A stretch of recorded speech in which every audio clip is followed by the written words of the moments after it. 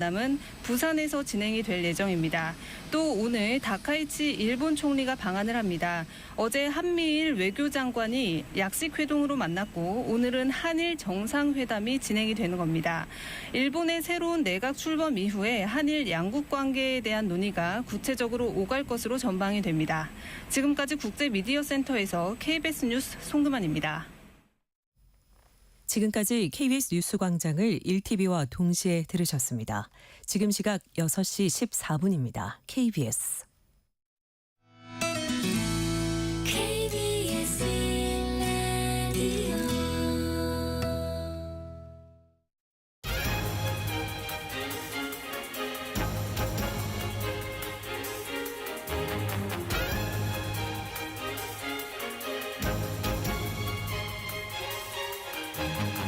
오늘 아침 일라디오. 안녕하십니까. 오늘 아침 일라디오 아나운서 정은혜입니다. 지난 3분기 우리 경제가 1.2% 성장했습니다.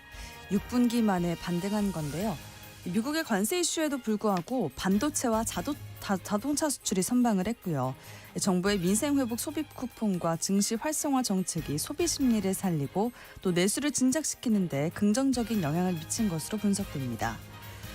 네, 어렵게 되살린 소비 회복의 불씨를 경제 전반으로 확산시켜야 할 텐데요. 정부가 주도하는 코리아 그랜드 페스티벌이 어제 개막했습니다.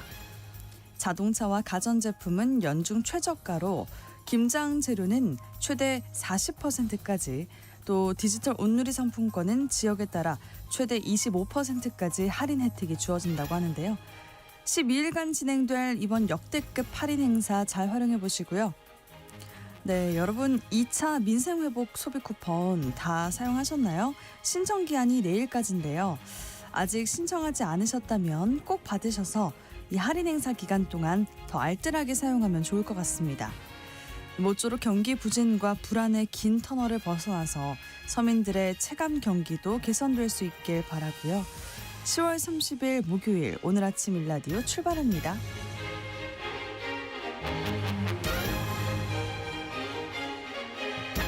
오늘 아침 일라디오 이 시간은 물론 KBS 일라디오의 모든 프로그램은 유튜브 KBS 일라디오 공식 채널이나 모바일 콩 어플리케이션을 통해서 실시간으로 함께하실 수 있습니다. 오늘 농수산 이슈 시간에는요. 사건 사고가 끊이지 않고 있는 지역 농협의 문제점과 관리 감독 실태에 대해서 살펴보고요.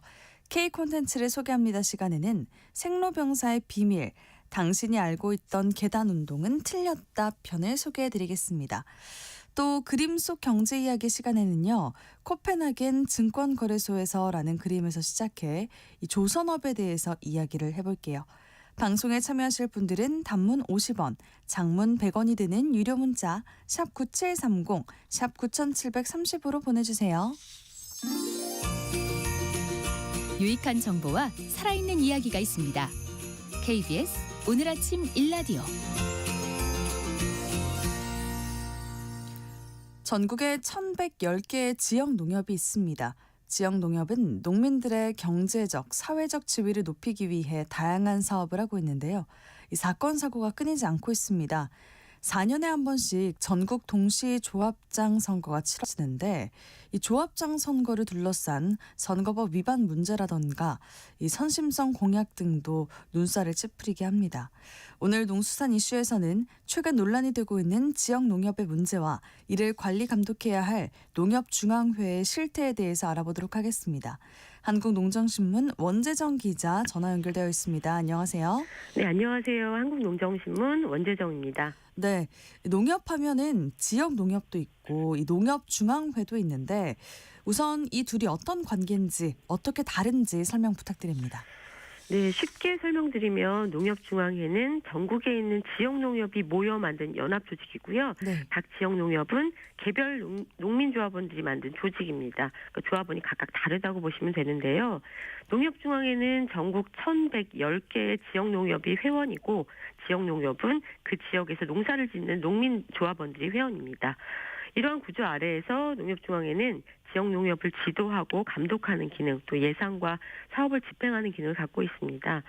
또 농협중앙회와 지역농협 모두 은행 사업을 하고 있는데요. 농협중앙회의 NH농협은행은 제1금융권, 그리고 일반은행이고요. 지역농협의 농협은행은 제2금융권으로 차이가 있습니다. 네, 전국에 이 지역 농협이 1,000곳이 넘다 보니까 사건 사고가 많을 것 같아요. 네, 맞습니다. 사건 사고가 속출한다고 말씀드릴 수 있는데요. 최근 이슈가 되는 지역 농협 문제 중에 두 가지를 뽑아서 좀 설명드리겠습니다. 먼저 서울 광진구에 있는 중앙농협이 조합원들에게 골드바를 지급하고 해외여행을 무료로 제공해서 전국적인 비판을 받고 있습니다. 그렇군요. 이 조합원이 꽤 될 텐데요. 모든 조합원에게 골드바도 주고 또 해외여행도 보내줬다는 건가요? 네, 맞습니다. 비용도 상당하고 또 조합원들에게 왜 이런 걸 줬는지 의아하실 텐데 네. 특별한 이유는 없고요. 단지 지난 2023년 전국 동시조합장 선거가 있었는데 후보자였던 그때 당시 조합장이 내건 공약을 지키기 위해서입니다. 김춘기 중앙농협조합장은 조합장 선거에서 조합원 1인당 금 15돈 해외여행 제공이라는 공약을 내걸었습니다. 중앙농협의 조합원이 1,000명이 넘는데요. 1,093명인데 네. 당선 후에 김춘기 조합장은 1,000여 명의 조합원에게 공약 때 밝힌 금 15돈은 아니지만 5돈짜리 골드바를 지급했고요. 또 다른 공약인 무료 해외여행도 추진했습니다. 여기에 들어간 예산도 궁금하실 텐데 5돈짜리 골드바를 1,000여 명 조합원에게 지급하는 데 들어간 예산은 약 35억 원이고 해외여행을 보내주는 데 들어간 예산은 50억 원 상당입니다. 모두 85억 원이 사용된 것입니다. 네, 이 통 큰 공약의 통 큰 실행이라고 해야 하나요? 도대체 농협 본연의 역할과 또 무슨 연관이 있어서 이런 거액의 예산을 썼을까요? 도시에 있는 지역 농협들이 농촌에 있는 지역 농협보다 재정 여건이 탄탄합니다. 하지만 농업농촌을 위한 농협 사업을 공격적으로 하는 것도 아니고 네. 그야말로 이 선심성 공약을 실행하는데 이렇게 과다하게 예산을 집행하는 건 비판을 받을 수밖에 없는 상황인데요.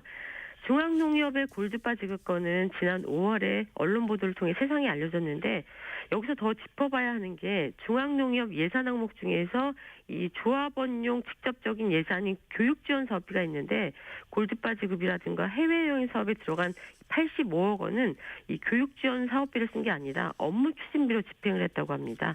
이게 법적으로 적절하냐는 것도 문제가 되고 있고요. 하지만 중앙농협 측은 관련 예산 집행이 이사회 심의라든가 대의원총회 의결 등 관련법과 정관에 따라 적법한 절차를 거쳐서 승인됐으므로 문제가 없다는 입장입니다. 이뿐만이 아니라 지난 7월에 정부 세종청사 농식품부 앞에서 중앙농협 대상 특별감사를 촉구하는 집회가 있었거든요. 네. 이 집회를 열었던 중앙농협의 조합원 13명에 대해서도 농협 측은 조합의 명예실추 명목으로 제명하려는 움직임도 있다고 합니다. 네, 그렇군요. 또 다른 지역 농협 이슈 전해주시죠. 예, 이번엔 충남 공주의 의당농협 이슈 전해드리겠습니다. 역시 선거와 관련된 논란인데요. 의당농협의 김정업 전 조합장은 2023년 3월 전국 동시조합장 선거가 불과 반년도 안 남았던 2022년 10월에 조합원들한테 식사를 제공한 혐의로 위탁선거법을 위반했다는 1심 판결을 받았고요. 지난 8월에 대법원에서 300만 원 벌금형이 확정돼서 조합장직을 상실했습니다. 그런데 이 대법원 판결 한 달 뒤에 열린 9월 조합장 재선거에서 선거법 위반으로 낙마한 조합장의 부인이 출마를 한 겁니다. 선거 때 제작하는 공보물에 이 후보자의 기호와 이름을 크게 적잖아요. 네. 후보자 이름 위에 전 의당농협 조합장 김정업의 아내라는 것도 분명하게 적어서 홍보했습니다. 네, 이런 선거법 위반으로 조합장 선거를 다시 하는데 재선거를 하게 만든 그 당사자의 가족이 출마를 했다는 거군요. 네, 맞습니다. 굉장히 상식적이지도 않고 이례적인 상황이지만 그러게요. 결과 또한 놀라운데요. 이 선거 참가자 1,209명 중에 536명, 그러니까 절반 가까이 표를 얻어서 낙마한 직전 조합장의 부인이 의당농협 새 조합장에 당선됐습니다. 네. 이런 경우에 문제가 되지 않을까 싶은데요. 네, 법적인 문제는 없습니다. 하지만 도의적으로 논란의 여지는 많을 수밖에 없는 상황인데요. 농민조합원들 사이에서는 표면적으로는 새 조합장이 업무를 수행하지만 결과적으로는 이 직전 조합장의 임기 연장인 셈이다 이런 비판이 나오고 있습니다. 직전 조합장이 자신이 구축한 인맥 또 직원들에게 영향력을 행사하는 구조가 되기 때문인데요. 당선이 확정되던 때 김 전 조합장이 부인 이 씨에게 꽃다발을 안기면서 환하게 웃는 장면이 담긴 사진은 지역 언론 곳곳에 실렸다고 합니다. 네, 그렇다면 지역 언론은 반응이 어떤가요?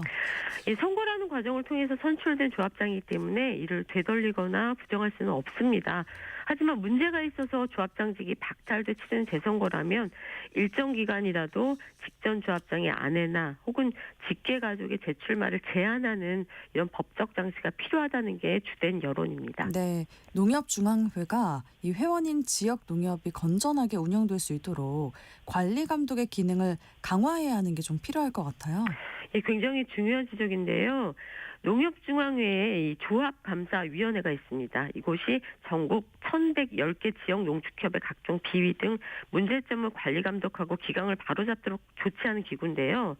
이번 국정감사에서 주철원 더불어민주당 의원 등이 이 중앙농협 골드바 지급권의 입장을 조합감사위원회에 물었습니다. 네. 그러니까 사법 처리 여부와는 별개로 농협중앙의 입장은 어떤지 물은 건데 김병수 조합감사위원장은 일단 서울 광진경찰서의 수사 결과를 기다리는 중이라면서 말을 아꼈고요. 조합감사위원회에서 징계를 하려면 과도한 선심성 예산이라는 가이드라인이 있어야 하는데 내부적으로는 그 부분이 정립되지 않은 상태다 이런 얘기도 했고 조합감사위원회로서는 제 규정이나 법정 위반 사항에 대해서만 감사를 진행할 수밖에 없는 상황이라고 답해서 빈축을 샀습니다. 네. 굉장히 소극적이고 이 문제 해결 의지도 희박해 보이는데요. 농협중앙회나 지역농협의 가장 중요한 책무는 농민조합원의 권익을 위하는 일입니다. 이 정체성을 잊지 않아야 이 농협의 사건 사고도 확 줄어들지 않을까 합니다. 네, 반드시 개선해야 할 문제인 것 같습니다. 한국농정신문 원재정 기자와 농수산 이슈 함께 살펴봤습니다. 잘 들었습니다. 네, 고맙습니다.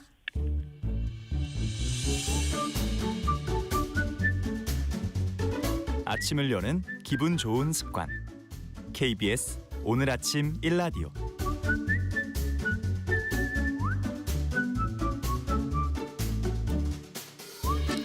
바야흐로 콘텐츠의 홍수시대 셀 수 없이 많은 콘텐츠들이 쏟아져 나오고 있습니다. 이 가운데 재밌고 유익한 콘텐츠들도 있는 반면에 그렇지 않은 콘텐츠들도 넘쳐나는 게 사실인데요.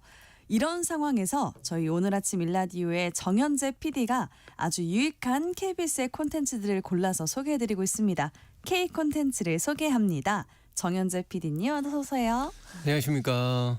네, 지난 방송 이후에 약간의 해프닝이 있었다고 들었어요. 약간의 해프닝인데 어떤 해프닝이죠? 이제 약간 오해에서 비롯된 것 같은데 한 청취자께서 이거 위에서 시켜서 하는 거 아니냐. 아, KBS 위에서요? 그러니까 저희 윗선이죠. 네. 주요 프로그램들 홍보하라고 만든 코너 아니냐 이렇게 문자를 보내주셨는데 그런 거는 전혀 아니고 저는 이제 제가 진짜 안타까워서 요즘 맞아요. 진짜 채널도 많고 플랫폼도 진짜 많잖아요. 물론 네. 이제 너튜브라는 굉장히 큰 플랫폼이 제일 영향력이 있습니다만은 이 KBS가 예전만 하지 못하다 안타깝다. 근데 좋은 프로그램들 진짜 많잖아요. 열심히 만들고. 많죠. 그래서 제가 안타까워서 좀 소개를 해드리면 어떨까 했는데 생각해보니까 지난주에 제가 무슨 역사와 전통을 자랑하는 프로그램 뭐 이런 멘트들을 했던 것 같기도 하고 그래서 약간 반성을 하기도 했는데 네. 그래서 오늘은 이 시사 프로그램보다는 지금 당장 약간 정보를 얻으실 수 있는 네. 건강 프로그램을 한번 제가 좋은데요? 가져와 봤습니다. 맞아요. PD님이 이번 주는 어떤 걸 소개할까 굉장히 고심을 해서 이렇게 골라오시는데 네. 저희 팀끼리 의견을 나눠보고 또 좋은 아이디어인 것 같아서 이런 코너를 또 만들었잖아요. 그렇죠. 작가님하고 우리 또 네. 진행자하고 저하고 또 맞아요. 의견을 나눴지 않습니까? 네. 네네. 이런 취지대로 청취자분들에게 잘 전달이 되면 좋겠습니다. 네. 네, 콘텐츠 오늘 준비하신 게 건강 관련 콘텐츠라고요? 예, 생로병사의 비밀이라는 프로그램 많이들 아실 텐데요. 네, 그 중에서 작년 7월에 방영된 당신이 알고 있던 계단 운동은 틀렸다라는 편입니다.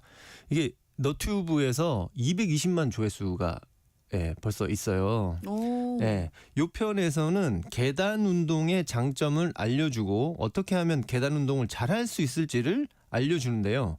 일단 계단 운동을 꾸준히 하고 계신 한 일반인 출연자 한번 만나보시죠. 네. 하루에 2번 운동을 하러 집을 나서는 김금숙 씨. 그런데 아파트에서 나가지 않고 계단 앞에서 준비 운동을 합니다. 김금숙 씨의 운동 공간은 바로 아파트 계단입니다. 단숨에 18층까지 걸어 올라왔습니다. 그런데 여기서 끝이 아닙니다.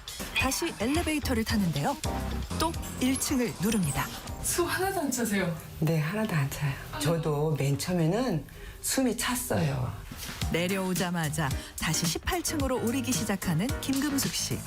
이렇게 발뒤꿈치를 들고 이렇게 엉덩이에 힘으로 이렇게 하면 종아리가 이렇게 힘이 들어가서 근육이 생기는 거거든요. 그래서 이렇게 제가 이렇게 하는 거예요. 김금숙 씨가 계단 운동을 시작한 이유는 3년 전 건강검진 결과 때문입니다. 수치가 134가 나온 거예요. 그래서 너무 충격적이고 억울한 거예요, 제가. 이제 마른 당뇨잖아요. 어디에서 보니까 계단 운동이 좋더라. 그 후 2년 동안 계단 운동을 꾸준히 한 김금숙 씨. 최근 혈당 수치는 정상 범위로 확인됐습니다. 마음만 먹으면 꾸준히 하루에 한두 번 정도는 할 수 있을 것 같더라고요, 제가. 그렇게 하니까 이제 이렇게 당도 많이 떨어지고 이렇게 몸은 허약한 것 같아도 근육량은 그렇게 약하지 않은 것 같더라고요. 네. 정말 대단하신 것 같아요. 네. 이분 연세가 지금 어떻게 되세요? 68세라고 하십니다. 네. 근데 그렇게 하시는 거예요? 2번 왔다 갔다 2번 그러니까요. 하시는 거잖아요. 18층을. 와, 18층을 저는 한 번도 하기 어려울 것 같은데 진짜 네. 대단하십니다.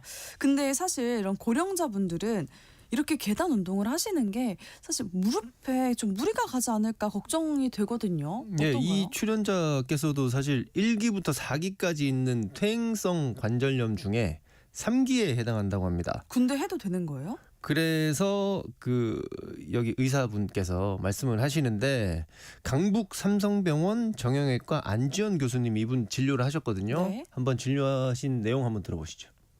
관절염 등급을 우리가 1부터 4까지 보통 엑스레이에서 나누는데 환자분은 3기 정도 관절염을 가지고 계세요. 관절염 3기에 이렇게 있는 분들 중에 통증을 굉장히 호소하는 분들 실제로 많이 계세요. 목 긁는 분도 계시고 좀 많이 걸으면 물이 차서 고생하시는 분도 많고 환자분은 거의 불편함이 없다고 말씀하셔 주셨어요. 그 말은 유추 해석해 보건데 계단 보행 올라가는 거 많이 하고 계시고 그래서 근력 강화를 잘 하신 게 크게 도움이 되지 않았을까 생각이 듭니다. 운동 잘하고 관리 잘하셔가지고 통증만 없다 그러면은 수술을 하실 필요는 없어요. 평생 수술 없이도 잘 지내실 수 있어요. 이 정도 관절염과 영업 파열이 있으면은 통증이 없는 경우는 거의 없어요. 이분은 워낙 평소에 운동을 많이 하시니까 근력 관리가 잘 돼서 관절염으로 인한 통증, 지적적인 통증뿐만 아니라 간접적인 통증까지도 잘 관리하고 계시는 것 같아요.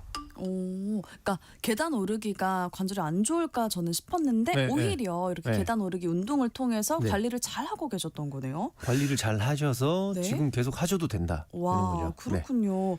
사실 이 계단 오르기가 무릎뿐만이 아니라 다른 곳에도 좋을 것 같은데 어떤가요? 그렇죠. 아마 당연히 그럴 것 같은데 이번에는 이것과 관련해서 유럽 심장학회에서 발표한 자료가 있다고 하는데요. 네. 한번 들어보시죠. 올해 유럽 심장학회에서는 계단 오르기를 한 사람들에 대한 연구들을 종합해 메타 분석 결과를 발표했습니다.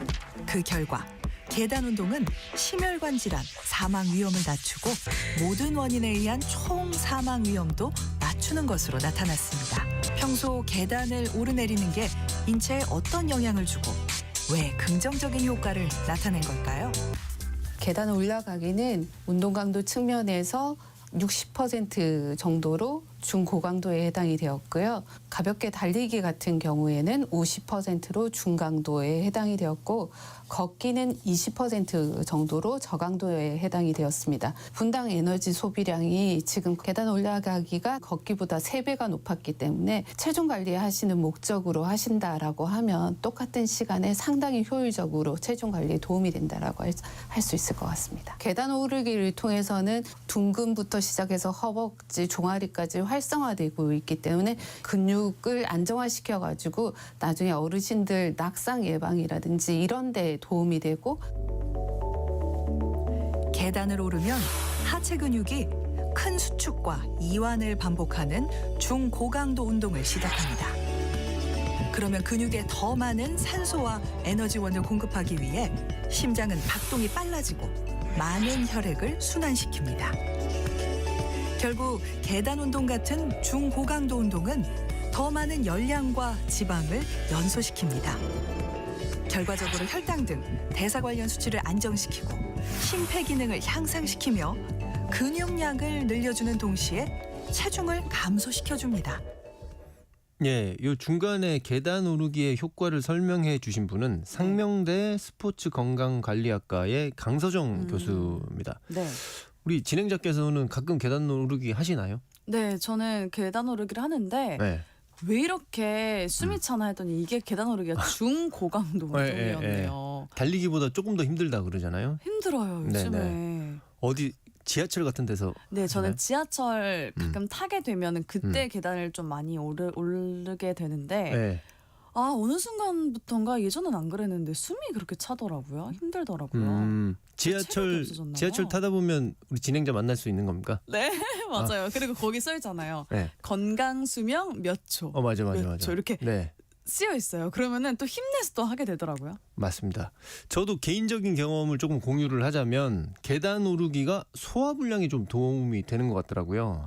그러니까 여기 내용에서 조금 전에 나왔는데 심장이 많이 뛰면은 혈액이 순환이 잘 되고 그렇죠. 그래서 소화기관 활동도 활발해져서 그런 거다라고 한의사 쌤 가르쳐 주셨어요. 네, 소화도 잘 되고 혈액도 순환이 되고 정말 좋은 운동인데 그래서 계단 오르기가 이 중고강도 운동이라고 하셨잖아요. 예.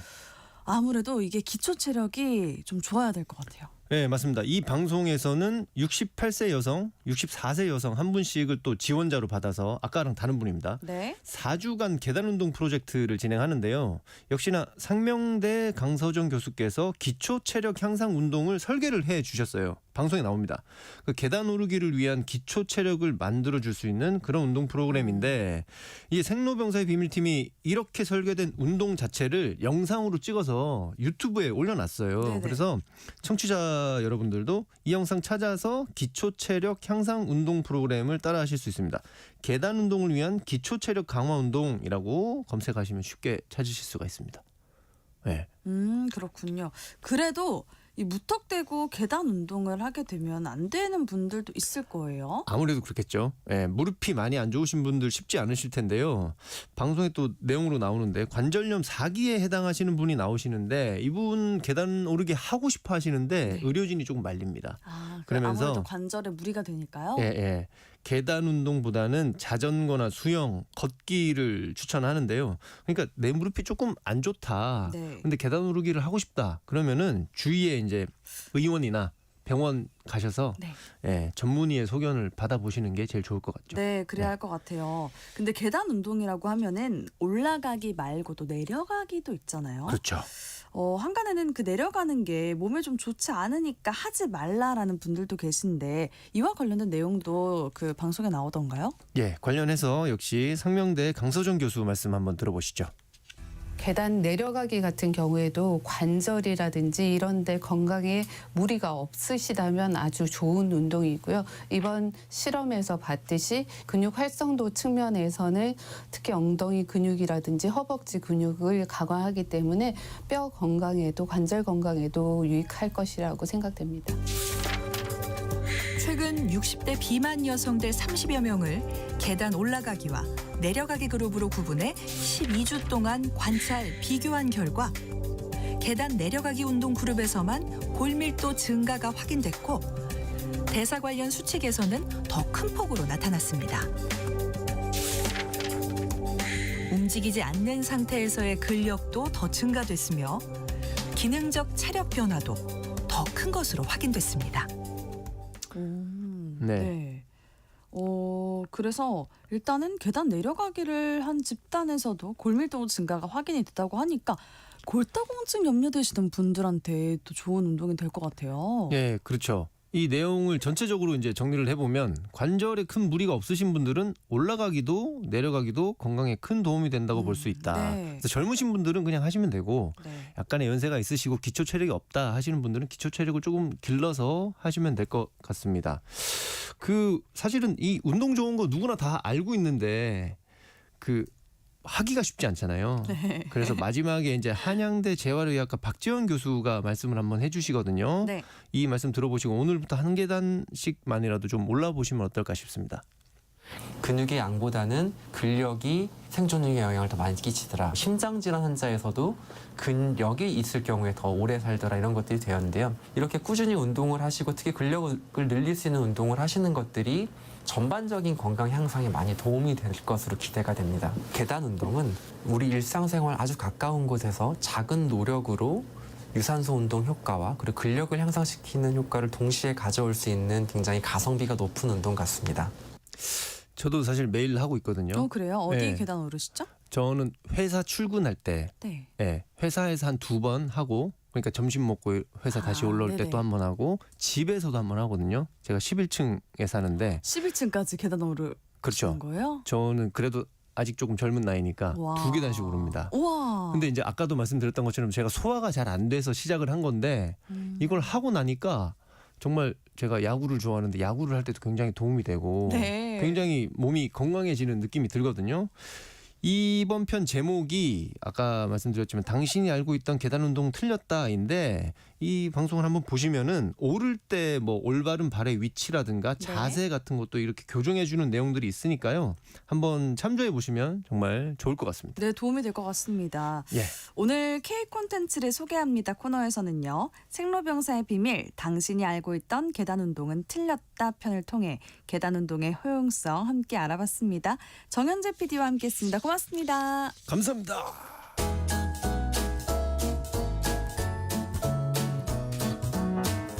상쾌한 하루의 시작. KBS 오늘 아침 일라디오.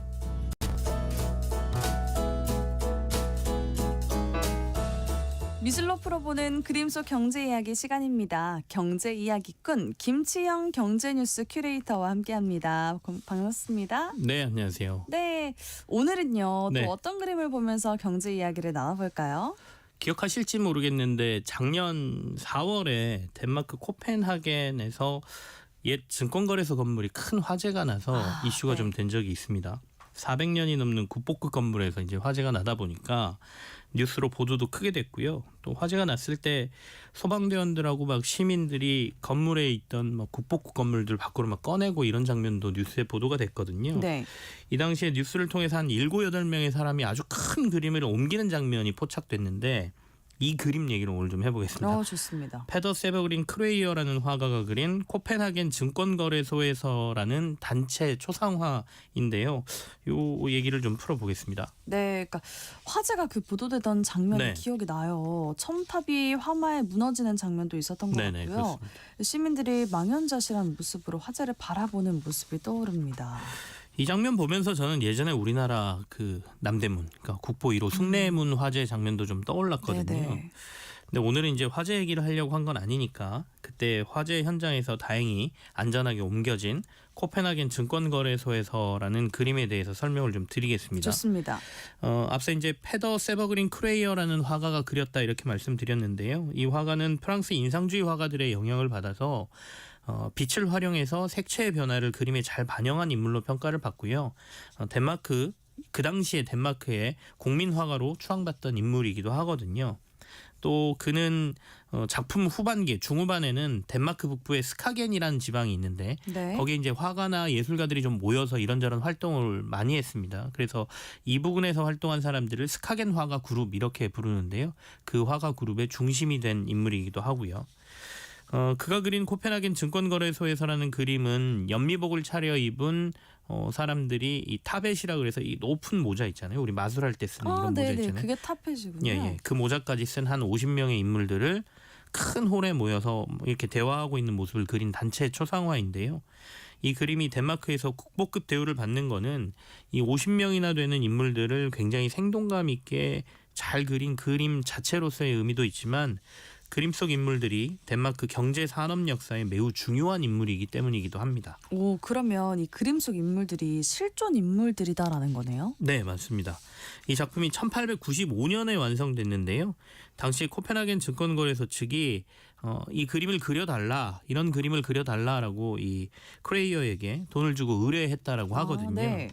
원래는 이제 4개의 작품을 그려서 그 그림이 그려진 큰 홀이 코펜하겐 증권거래소에 있는 홀입니다. 그래서 사방의 면을 4개의 그림으로 큰 그림으로 채우겠다라는 계획으로 이제 코펜하겐 증권거래소가 이 그림을 의뢰를 했었고요. 네. 당시 덴마크의 주요 산업이었던 뭐 무역, 농업, 해운 이런 데들의 주요 인물들을 각각 그림에 그려서 4면을 다 채우겠다 이런 계획이었는데 돈 문제로 작품 하나만 완성했고 이 작품 속 그러니까 50명은 덴마크를 그 당시에 대표하는 기업인들이었다 이렇게 보시면 되고요. 지금 우리나라로 치면 삼성전자 이재용 회장, SK 최태원 회장 이런 사람들이 그 그림 안에 지금 그려져 있는 거니까요. 네. 실제 덴마크 경제사에서 이 그림에 보면 빼놓을 수 없는 인물들이 그려져 있는데 그 티트겐이라는 금융가, 그다음에 요한 한센이라는 선박회사를 이끌던 사람 이런 사람들이 그림 중앙에 그려져 있기도 합니다. 네. 그러니까 돈이 부족해서 원래 4작품으로 사방에 걸려고 하다가 네네. 한 작품이 됐다고 했는데요. 네. 그러면은 그 크레이어는 돈을 제대로 받긴 했는지가 궁금해요. 네, 받긴 받았습니다. 아, 받았어요? 네네. 그리고 꽤 큰 돈을 받았다고 합니다. 근데 재밌는 건 당시에 코펜하겐 증권거래소가 이 크레이어에게 작품 그 의뢰비를 주기 위해서 뭐 했던 방식, 그러니까 돈을 모은 방식이 그러니까 굉장히 돈 마련한 방식. 네, 마련한 방식이 굉장히 흥미로운데요. 작품 의뢰비 조달을 위해서 그림 속 인물들에게 일종의 자릿세를 받았거든요. 그러니까 기부금이라고 표현은 했지만 그러니까 그림 속에 네. 등장시켜 줄 테니 얼마 내라 이건가요? 그겁니다. 그러니까 그림 안에서도 앞부분에 가장 눈에 잘 띄는 자리는 800크로네. 그 주변에 조금 뒤쪽에 있는 거는 500크로네. 그리고 저 뒤쪽에 있는 건 뭐 300크로네. 이런 식으로 500명에게 돈을 받은 건데요. 자릿세를요. 네네. 생각해보면 참 증권거래소답다라고 우리가 생각할 수 있을 것 같아요. 그러니까 그림 속 자리마저도 돈으로 계산해서 값어치를 따지고 이걸로 돈을 조달해서 자신들이 하고 싶은 일을 한 거지 않습니까? 그러네요. 그러니까 우리가 이제 증권거래소에 상장된 기업들이 미래의 자신들의 어떤 그 성장 가능성이라든지 장밋빛 사업 이런 것들을 잘 설명해서 투자자들에게 주식을 발행해 투자를 받고 그 돈으로 실제 사업을 하는 거니까 이 돈을 마련한 구조랑 주식시장의 생리가 매우 맞아떨어진다 이런 흥미로운 점도 있죠. 어쩌면은 그 자리를 거절한 사람도 있을 것 같아요. 있었을 수도 있겠죠. 돈이 네. 부담스럽거나 굳이 내가 저 굳이, 자리에 뭐 약간의 강요 같은 것도 있었을 수 있겠고요. 그러니까요. 네. 오늘 그림으로 얘기하려고 하신 경제 이야기가 있을 것 같은데 이건가요? 이렇게 끝나면 조금 싱겁지 않습니까? 네네. 그래서 이 크레이어가 그린 작품 중에는 다양한 것들이 있는데 앞서 이제 스카겐 지역에서 활동하면서 그린 그림들은 북유럽의 해안가의 모습을 굉장히 아름답게 그린 그림들이거든요. 근데 이거는 이제 작품 중후반에 많이 그렸던 그림이고 네. 스카겐이 그려낸 작품들 중에는 산업 현장을 그린 그림들도 있습니다. 오늘 하나 더 말씀드리고 싶은 것은 철 주조소를 그린 작품이 있는데요. 네. 프라 브리마이스터 오그웨인의 철 주유소라는 그림입니다. 철 주조소라는 그림인데 철 주조소 앞에 이렇게 길게 붙어 있는 거는 그 지역 이름입니다. 그러니까 뭐 서울 여의도의 KBS 방송국에서 뭐 이런 그림이라고 보시면 되겠죠. 네. 그러니까 크레인에 매달린 샘물을 녹이는 고로에 붉은 샘물이 들어 있고 이걸 이제 어떤 틀에 이렇게 부어내는 장면이 그려져 있고 그 주변에는 노동자들이 쫙 있거든요. 네. 아까 이제 빛을 잘 활용했다고 했잖아요. 네네. 그러니까 이 고로에 들어있는 이 뜨거운 샘물에서 나는 이 강렬한 빛과 그 주변에 모여 있는 노동자들의 얼굴에 빛이 반사된 모습, 그리고 그 주변에 그렇게 만들어진 그림자들까지 굉장히 어떻게 보면 산업 현장인데 좀 아름답게 보이는 이런 그림이 하나 있습니다. 그래서 요 얘기도 좀 해보려고 해요. 아름다워 보이는 산업 현장. 네. 그러면은 그 당시에 덴마크가 철강 산업에 강했습니까? 덴마크 하면 아마 산업 떠올리시는 대부분이 낙농 떠올리시는 분들 그렇죠. 많을 것 같아요. 왜냐하면 덴마크 우유, 네. 덴마크 요구르트 이런 거 많잖아요. 맞아요. 근데 또 덴마크를 해운회사를 떠올리시는 분들도 있을 거예요. 머스크라는 해운사가 있거든요. 네. 이건 테슬라의 일론 머스크가 아니고 컨테이너 박스나 이런 데 보면 머스크라고 영문으로 이렇게 크게 써 있는 것들을 종종 보시게 될 텐데 지금은 1위 자리를 내줬지만 오랜 기간 글로벌 1위 해운사로 군림한 회사입니다. 각 나라들의 이런 경쟁력 있는 산업의 발달은 다 이유가 있는데 덴마크는 북해와 발트해 사이에 위치해서 해상 무역에 굉장한 육충지거든요. 네. 또 400여 개의 섬으로 이루어진 반도 국가이고 해안선의 길이만 8,000km가 넘습니다. 네. 그러니까 이런 지형적인 강점이 해운 물류로 연결돼서 경쟁력을 갖게 된 건데요. 해운 산업이 발달하려면 선박 수요가 있어야 되고 선박 산업이 발달하려면 이 철주조, 그러니까 철강 산업의 성장도 있어야 되기 때문에 어느 정도의 철강 산업의 성장은 경쟁력도 있었다 이렇게 보여지죠. 그렇군요. 그런데 최근에 이 미국과 무역 협상에서도 우리가 지렛대로 이용하지만요. 조선업 하면은 우리나라잖아요. 맞습니다. 전 세계 1위 해운사가 아까 그 덴마크에 있다. 머스크라는 회사가 있었다라고 했는데 네. 이렇게 큰 해운사가 있음에도 덴마크의 조선업은 나중에 쇠퇴를 하거든요. 이 쇠퇴를 맞이하게 된 게 사실은 우리나라 때문입니다. 그래요? 네네. 그러니까 물론 이제 여기에 중국도 나중에 조금 가세를 하긴 하는데 덴마크에는 오덴세라는 도시가 있습니다. 많은 분들이 안데르센, 동화 작가 안데르센의 고향으로 알고 계시는 분들이 맞아요. 많은데 사실 이 도시가 덴마크 조선업의 상징적인 도시입니다. 우리나라로 치면 거제나 울산 같은 도시라고 보시면 네. 되는데 앞서 언급했던 덴마크의 세계적인 해운사 머스크가 자신들이 필요한 선박을 건조하기 위해서 이 오덴세에 덴마크 최대 조선사를 만들어서 운영했었거든요. 네, 그러면은 지금은 이 오덴세 조선소 문 닫았습니까? 2012년 마지막 선박을 건조하고 문을 닫았습니다. 닫았군요. 네. 오덴세는 그 이후에 굉장히 도시 침체가 좀 있었어요. 근데 하지만 지금은 이제 로봇 도시로 다시 살아나 있거든요. 그러면은 그 해운업에서 다시 로봇으로 변환을 한 거죠. 잘 전환을 한 거죠. 네. 그러니까 조선업에서 밀리기 시작했을 때 머스크라는 해운사가 여기에 대학들하고 같이 로봇 연구소를 세우면서 새로운 성장 동력을 찾고 있었어요. 그러니까 큰 배를 만들려면 사람들이 다 하는 것보다 로봇을 활용할 수 있겠다. 그래서 산업 현장에서 쓰는 로봇들을 연구하기 시작했었거든요.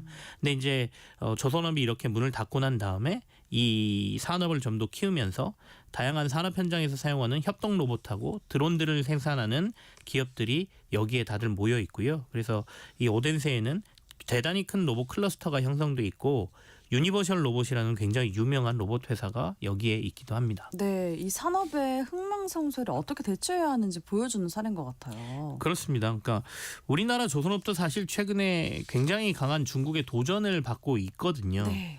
그래서 몇 년 전까지만 해도 조선사들이 굉장한 어려움에 좀 빠져 있었습니다. 근데 다행히 이걸 다행이란 표현이 맞을지 모르겠는데 중국하고 미국이 무역 분쟁이 심해지면서 중국 선박에 대한 규제가 미국에서 굉장히 강하게 나오고 있고요.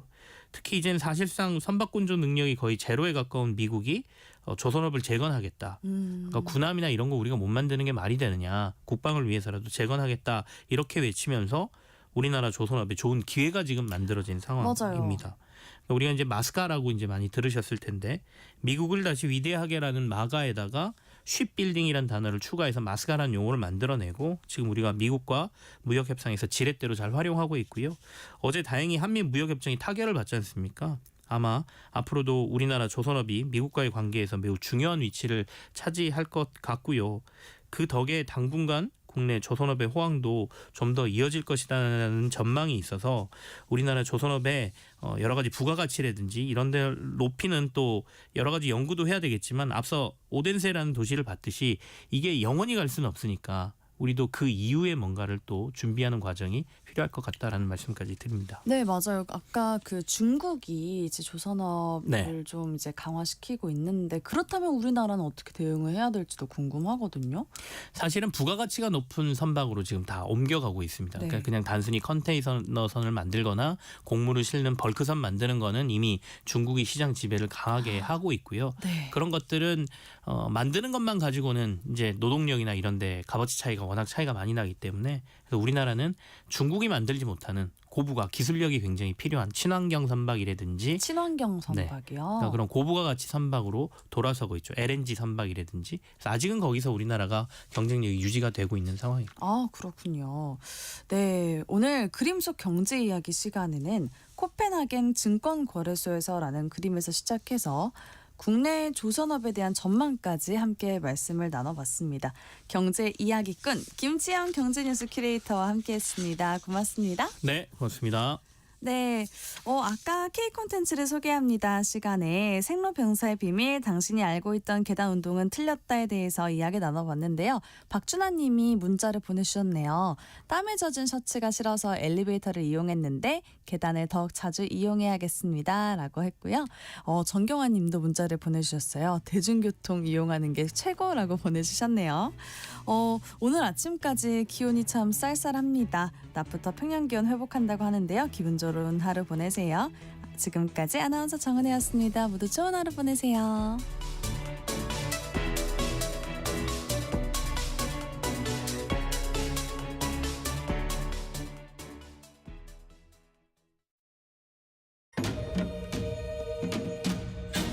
광복 80년 KBS 라디오 캠페인 밸류업 대한민국.